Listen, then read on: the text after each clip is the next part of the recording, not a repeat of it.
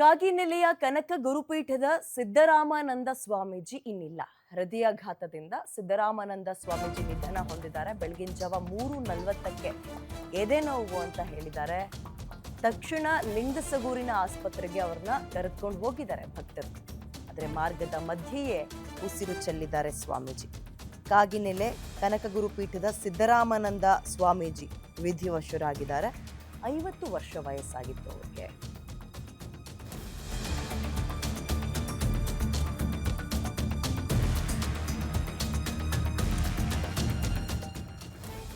ಐವತ್ತು ವರ್ಷ ಅಷ್ಟೇ ಅವರಿಗೆ. ಬಹಳ ಲವಲವಿಕೆಯಿಂದ ಓಡಾಡ್ಕೊಂಡಿದ್ರು ಅಂತಲೂ ಮಾಹಿತಿ ಇದೆ. ಇದೇ ಜನವರಿ 12, 13, 14 ಅಂದ್ರೆ ನಿನ್ನೆ ತನಕ ಅದ್ದೂರಿಯಾಗಿ ಹಾಲುಮತ ಸಂಸ್ಕೃತಿ ವೈಭವ ಕಾರ್ಯಕ್ರಮ ಕೂಡ ಮಾಡಿದ್ರು ಅವರು. ಹಾಲುಮತ ಸಾಹಿತ್ಯ ಸಮ್ಮೇಳನ ಹಾಗೂ ಹಾಲುಮತ ಪೂಜಾರಿಗಳ ಶಿಬಿರ ಅಂತ ನಡೆಸಿದ್ರು. ಅದರಲ್ಲಿ ಪಾಲ್ಗೊಂಡಿದ್ರು. ಮೊದಲ ಬಾರಿಗೆ ರಾಜಕೀಯ ವ್ಯಕ್ತಿಗಳಿಂದ ಮುಕ್ತವಾದಂತಹ ಕಾರ್ಯಕ್ರಮಕ್ಕೆ ಗುರೂಜಿಯವರಿಗೆ ಬಹಳ ಮೆಚ್ಚುಗೆಗಳು ಕೇಳಿ ಬಂದಿತ್ತು. ಆದ್ರೆ ನೋಡಿ, ಅದೆಲ್ಲ ಆಯಿತು. ನಿನ್ನೆ ತನಕ ಬಹಳ ಆಕ್ಟಿವ್ ಆಗಿದ್ರು. ಮಧ್ಯರಾತ್ರಿ ಬಹಳ ಎದೆನೋವು ಕಾಣಿಸ್ಕೊಳ್ತು ಅಂತ ಭಕ್ತರಿಗೆ ಹೇಳಿದ್ದಾರೆ. ತಕ್ಷಣ ಅವ್ರನ್ನ ಹತ್ತಿರದ ಆಸ್ಪತ್ರೆಗೆ ಕರೆದುಕೊಂಡು ಹೋಗೋಕ್ಕೆ ಪ್ರಯತ್ನ ಪಟ್ಟಿದ್ದಾರೆ. ಆದರೆ ಮಾರ್ಗದ ಮಧ್ಯೆಯೇ ಅವರ ಪ್ರಾಣ ಪಕ್ಷಿ ಹಾರಿ ಹೋಗಿದೆ. 49 ವರ್ಷ, 50 ವರ್ಷ. ಬ್ರಹ್ಮಲೀನ ದೇವದುರ್ಗ ತಾಲೂಕಿನ ತೆಂಥಣಿಯ ಕಾಗಿನೆಲೆ ಮಹಾಸಂಸ್ಥಾನದ ಸ್ವಾಮೀಜಿಯವರು ಮೊನ್ನೆಯಿಂದ 3 ದಿನಗಳ ಕಾಲ ಹಾಲು ಮತದ ಉತ್ಸವವನ್ನ ನಡೆಸಿಕೊಟ್ಟಿದ್ರು. ಎಷ್ಟಿಷ್ಟು ತನಕ ಕೇಳಿದ್ವಿ ನಾವು. 2023-24ರಲ್ಲಿ ಇದೇ ಮಠದ ಉತ್ಸವವನ್ನ ಸಿದ್ದರಾಮಯ್ಯ ಅವರು ಉದ್ಘಾಟನೆ ಮಾಡಿದ್ರು. ಕೇಂದ್ರ ಸಚಿವ ಪ್ರಹ್ಲಾದ್ ಜೋಶಿ, ಬಿಜೆಪಿ ರಾಜ್ಯಾಧ್ಯಕ್ಷ BY ವಿಜಯೇಂದ್ರ, ಈಶ್ವರಪ್ಪ, ಅಂದ್ರೆ ಹಿಂಗೆ ರಾಜಕೀಯ ನಾಯಕರುಗಳೆಲ್ಲರ ಅತ್ಯಂತ ಅತ್ಯಾಪ್ತತೆಯ ಒಡನಾಟವನ್ನ ಮಠ ಹೊಂದಿತ್ತು. ಈಗ ಸ್ವಾಮೀಜಿ 49 ವರ್ಷ ಇನ್ನಿಲ್ಲ ಅನ್ನೋ ಸುದ್ದಿ ಇದೆ. ಮತ್ತಷ್ಟು ಮಾಹಿತಿಯನ್ನ ನನ್ನ ಕಲೀಗ ಅನಿಲ್ ಕುಮಾರ್ ನೀಡ್ತಾರೆ. ಅನಿಲ್, ಹಾಲು ಮತದ ಒಕ್ಕೂಟಕ್ಕೆ ಅಥವಾ ಸಮುದಾಯಕ್ಕೆ ಬಹಳ ನೋವಿನ ಭಾರದ ಸುದ್ದಿ ಇದು. 49 ವರ್ಷ. ಹಿಂದಿನ ದಿನ ತನಕನೂ ಕೂಡ ಚೆನ್ನಾಗಿ ಬಹಳ ಲವಲವಿಕೆಯಿಂದ ಓಡಾಡ್ಕೊಂಡಿದ್ರು ಸ್ವಾಮೀಜಿಗಳು ಅಂತ ಕೇಳಿದ್ವಿ ನಾವು. ಏನಾಯ್ತು ಇದ್ದಕ್ಕಿದ್ದಂಗೆ?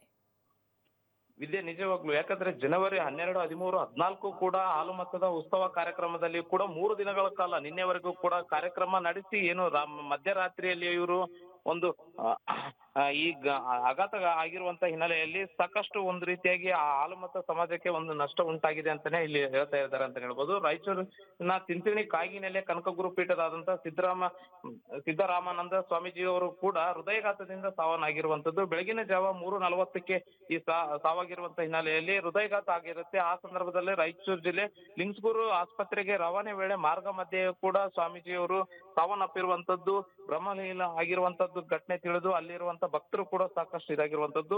ಇದರಿಂದಾಗಿ ಏನು ಸಾಕಷ್ಟು ಇವತ್ತು ಈ ಮಠಕ್ಕೆ ಕೂಡ ಏನು ಕಳೆದ ಬಾರಿ 2023-24ರಲ್ಲಿ ಕೂಡ ಈ ಮಠಕ್ಕೆ ಉತ್ಸವಕ್ಕೆ CM ಸಿದ್ದರಾಮಯ್ಯ ಅವರು ಕೂಡ ಆಗಮಿಸಿದ್ರು. ಕೇಂದ್ರ ಸಚಿವರಾದಂತಹ ಪ್ರಹ್ಲಾದ್ ಜೋಶಿ ಅವರು ಕೂಡ ಆಗಮಿಸಿದ್ರು. ಸಾಕಷ್ಟು ರಾಜಕೀಯ ಜೊತೆ ಕೂಡ ಒಡನಾಟ ಹೊಂದಿರುವಂತಹ ಸ್ವಾಮೀಜಿ ಕೂಡ ಆಗಿರುವಂತಹ ಹಿನ್ನೆಲೆಯಲ್ಲಿ ಸಾಕಷ್ಟು ಕೆಲವರು ವಿಷಾದ ಕೂಡ ವ್ಯಕ್ತಪಡಿಸಿದ್ದಾರೆ ಅಂತ ಹೇಳ್ಬೋದು. ಇದರ ಜೊತೆಗೆ ಇವತ್ತು ಏನು ಸಾಕಷ್ಟು ಗಣ್ಯರು ಕೂಡ ಆಗಮುವಂತ ಸಾಕಷ್ಟು ಸಿದ್ಧತೆಗಳನ್ನು ಕೂಡ ಮಠದಲ್ಲಿ ಇರುವಂತ ಭಕ್ತರು ಕೂಡ ನೆರವೇರಿಸಿಕೊಳ್ತಾ ಇದ್ದಾರೆ ಅಂತ ಹೇಳ್ಬೋದು ವಿದ್ಯಾ. ಓಕೆ, ಧನ್ಯವಾದ ಡೀಟೇಲ್ಸ್ಗೆ. ನೋಡಿ, ಎಷ್ಟು ಆಶ್ಚರ್ಯ ಆಗುತ್ತೆ. ಸಾಮಾನ್ಯ ಈ ರೀತಿಯ ಸಾವುಗಳನ್ನು ಕೇಳಿದಾಗ ನಾವು ಮಾತಾಡ್ಕೊಳ್ತಿರ್ತೀವಿ, ಅಯ್ಯೋ ನೆನ್ನೆ ತಾನೇ ನೋಡಿದ್ದೆ, ಮೊನ್ನೆ ತಾನೇ ಮಾತಾಡ್ಸಿದ್ದೆ ಅಂತ. ಇಲ್ಲೂ ಕೂಡ ಅಂಥದ್ದೇ ಸುದ್ದಿ. ಕಳೆದ 3 ದಿನಗಳು ಬಹಳ ಲವಲವಿಕೆಯಿಂದ ಓಡಾಡಿಕೊಂಡು ಆ ಕಾರ್ಯಕ್ರಮವನ್ನು ನಡೆಸ್ಕೊಟ್ಟಿದ್ರು. ಆ್ಯಂಡ್ ಈ ಸಲ ಯಾವುದೇ ರಾಜಕಾರಣಗಳ ಪ್ರಭಾವಕ್ಕೆ ಒಳಗಾಗದೆ ಬರೀ ಭಕ್ತವೃಂದಕ್ಕೆ ಮಾತ್ರ ಸೀಮಿತವಾಗಿದ್ದು ಕಾರ್ಯಕ್ರಮ. ಅಷ್ಟೊಂದು ಅಚ್ಚುಕಟ್ಟಾಗಿ ನಡೆಸ್ಕೊಟ್ಟಿದ್ರು ಅಂತ ಹೊಗಳಿಕೆಗಳು ಮೆಚ್ಚುಗೆಗಳು ಕೇಳಿ ಬರ್ತಾ ಇತ್ತು. ಬಹಳ ಸ್ಟ್ರೆಸ್ ತಗೊಂಡಿದ್ರೋ ಏನೋ ಗೊತ್ತಿಲ್ಲ.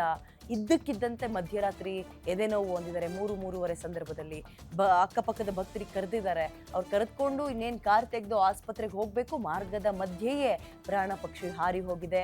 ಬ್ರಹ್ಮೈಕ್ಯರಾಗಿದ್ದಾರೆ ಶ್ರೀಗಳು. ಬಹಳ ಹೆಸರನ್ನ ಪಡೆದಿರುವ ರಾಜಕಾರಣಿಗಳ ಅತ್ಯಾಪ್ತತೆಯ ಸಂಘವನ್ನು ಕೂಡ ಬೆಳೆಸಿದ್ರು. ನೋಡಿ, 2023-24 ಅಂದರೆ ಹೋದ ವರ್ಷ ಇದೇ ಮಠದ ಉತ್ಸವಗಳನ್ನು ಸಿದ್ದರಾಮಯ್ಯ ಅವರು ಉದ್ಘಾಟನೆ ಮಾಡಿರ್ತಾರೆ. ಪ್ರಹ್ಲಾದ್ ಜೋಶಿ ಅವರು, ವಿಜಯೇಂದ್ರ ಅವರು, ಈಶ್ವರಪ್ಪ ಅವರು, ಹೀಗೆ ಇನ್ನು ಹಲವು ಗಣ್ಯರೊಂದಿಗೆ ಗುರುಪೀಠದ ಆತ್ಮೀಯ ಸಂಪರ್ಕ ತುಂಬಾ ಅದ್ಭುತವಾಗಿತ್ತು ಈ ಗುರುಗಳಿಗೆ.